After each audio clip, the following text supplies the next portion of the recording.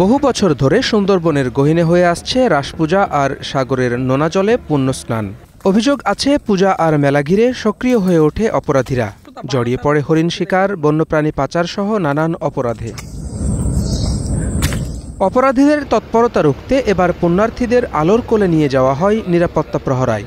এরপরও পরিচয় এড়িয়ে বনে প্রবেশ করে তারা। তাদের একজনকে আটক করলে হামলা হয় বন সংরক্ষকের ওপর।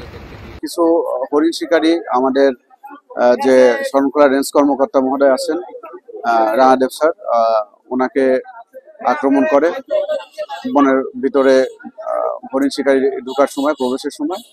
এবং বর্তমানে 3 জন আটক আছে। তাদের নামে সাধারণ থানাতে আমরা মামলা দিয়েছি, এফআইআর করা হয়েছে।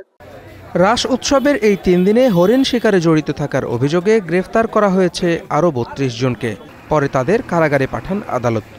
বাগেরহাট আদালতে 32 জন আসামি নিয়ে আসছি, যারা রাস পূজায় টুরিস্ট হিসাবে যাওয়ার পরে তারা এই হরিণ শিকারের চেষ্টায় লিপ্ত হয়। সহ আমরা তাদের আটক করি। সুন্দরবন রক্ষা আর হরিণ শিকার রোধে আইন শৃঙ্খলা বাহিনীর তৎপরতা বৃদ্ধির দাবি জানিয়েছেন এই সরকারি আইন কর্মকর্তা। নিরাপত্তা বাহিনীরা আমাদের উপকূল এবং সুন্দরবনের এই হরিণ শিকার যাতে না হয় সে বিষয়ে তাদের অভিযানগুলো চালু রাখবেন, যাতে এই হরিণ শিকারীরা অবৈধভাবে ফাঁদ পেতে হরিণ নিধন না করতে পারে।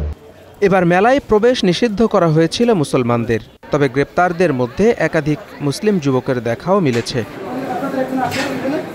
Desk report, star news.